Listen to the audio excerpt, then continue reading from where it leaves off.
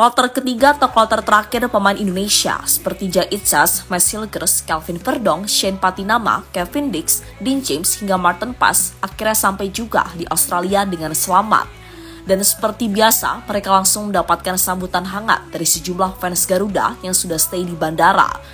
Mungkin momen seperti ini sudah biasa bagi para punggawa Garuda, namun ini adalah momen pertama kalinya bagi Dean James. Dan pemain anyar Indonesia itu juga mengaku cukup terkejut saat para fans Indonesia tak berhenti untuk menyanyikan yel-yel di bandara. Dan melihat situasi tersebut, Dean James sekarang sadar mengapa pemain-pemain seperti Kevin Dix, Jai Itzas hingga Matt Silgers merasa bangga bisa menjadi bagian dari pasukan Garuda Merah Putih. Karena mereka punya basis supporter yang sangat militan dan gila.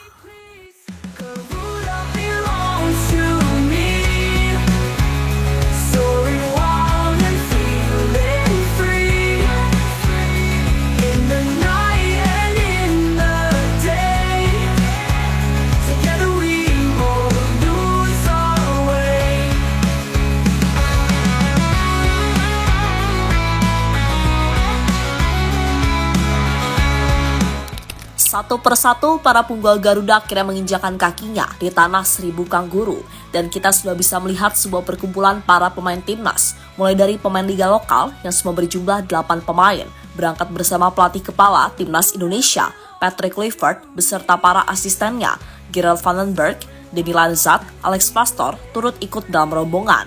Begitu pula dengan asisten pelatih fisik Sophie Imam Faisal dan Jordi Cruyff sebagai technical advisor PSSI. Mereka langsung mendapatkan sambutan luar biasa ketika sampai di bandara Australia. Sementara itu, satu persatu pemain diaspora yang terbang langsung dari Eropa juga sudah sampai. Mulai dari Tom Haye, Justin Hubner, Kevin Dix, hingga rombongan terakhir seperti Jai Itzas, Matt Silgers, Dean James, dan juga Martin Paes. Semua tampak bersemangat dan mendarat dengan selamat.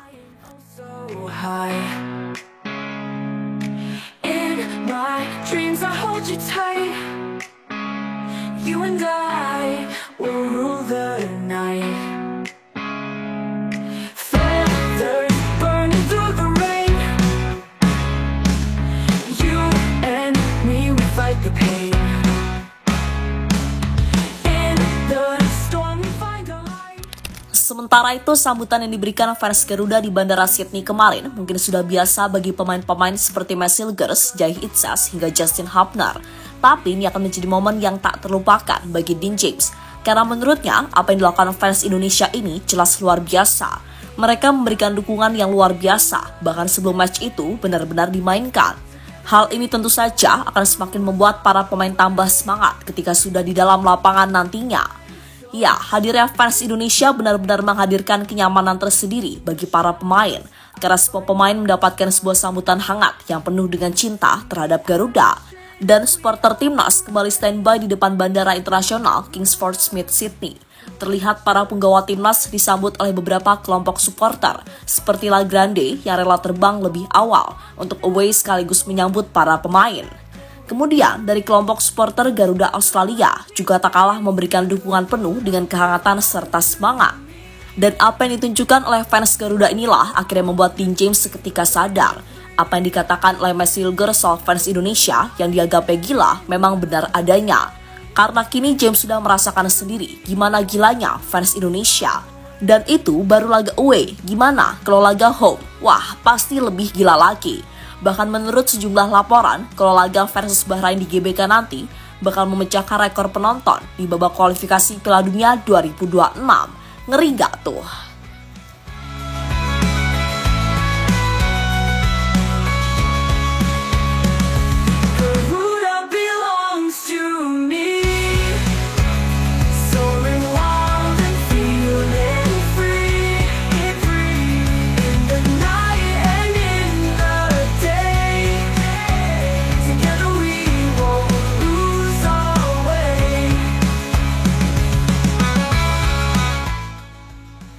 Dean James x Verdong siap menggila di kandang Kangguru.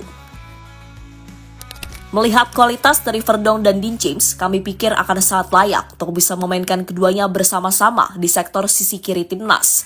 Masalahnya, dua pemain ini memiliki posisi umum yang sama, yakni LB atau left back. Tapi tentu bukan berarti Patrick Kluivert tak bisa bereksperimen. Di sini, maksud kami jika melihat kelebihan ofensif dari Dean James, bisa jadi Patrick akan menarik Dean lebih ke depan untuk menempati posisi sayap kiri, dengan Verdonk ada di fullback kiri. Sebagai info, Dean James memang memiliki fleksibilitas yang menarik. Dean pernah bermain sebagai winger kiri di masa lalu, dan di musim ini sebagai fullback, ia juga menunjukkan bahwa dirinya bisa beradaptasi di posisi lebih ofensif. So, memainkannya sebagai winger bukanlah hal yang berlebihan. Sedangkan Verdonk sudah terbukti sebagai bek kiri utama timnas dengan kemampuan bertahan dan mendukung serangan sama kuatnya. Ia bisa jadi anchor di belakang Dean yang fantastis. Dan untuk bisa memfasilitasi hal itu, Patrick Kluivert bisa menggunakan formasi menyerang seperti 4-3-3 atau 4-2-3-1. Menurut kami, eksperimen ini bisa membuat sisi kiri timnas lebih dinamis. Bahkan jika dibandingkan dengan Australia yang mengandalkan fullback seperti Aziz Behich, kuat tapi kurang eksplosif dibanding duet Dean dan Verdonk.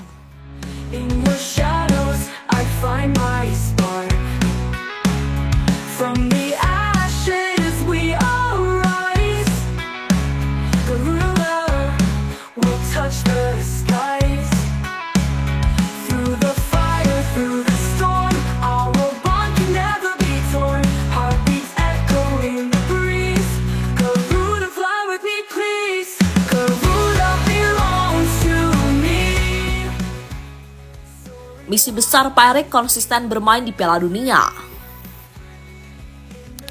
Selain misi lolos ke Piala Dunia, Pak Erik kayaknya juga ingin membuat timnas Indonesia jadi tim yang konsisten bersaing di level tertinggi, yang mana target utamanya bisa bersaing di top level Asia serta rutin lolos ke Piala Dunia untuk edisi-edisi selanjutnya.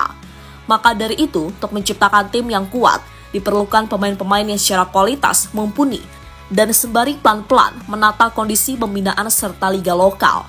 Program naturalisasi bisa dibilang adalah akselerasi terbaik untuk memantik para pemain di dalam negeri untuk tahu nih standar buat masuk timnas itu kayak gimana. Baru setelah semuanya bisa berjalan satu arah, kita bisa melihat timnas Indonesia yang bisa bersaing dari waktu ke waktu, kan gitu. Nah, di tahun 2025 ini, jelas misi utamanya sekarang adalah bisa meraih total 9 poin dari 4 laga sisa. Kenapa 9 bukan 7 seperti apa yang pertama kali ditargetkan? Ya, itu murni karena kualitas pemain Indonesia jika full squad sangat-sangat bisa untuk meraih itu. Apalagi dengan segala perubahan yang ada di skuad Garuda saat ini, jelasnya akan menjadi proyek jangka panjang bagi timnas Indonesia.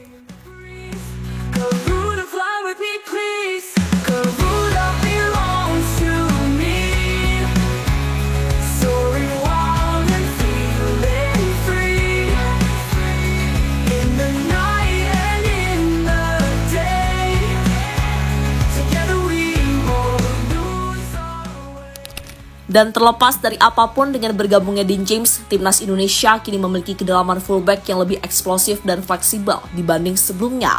Bahkan dengan formasi yang tepat, Indonesia bisa mengadopsi strategi total football, di mana fullback dan winger bisa bergantian bertahan maupun menyerang. Sementara itu, hadirnya sejumlah fans Garuda di Sydney Stadium tentu saja akan menjadi pemacu semangat para pemain kita untuk bisa amankan poin pertama di era kepemimpinan Patrick Kluivert.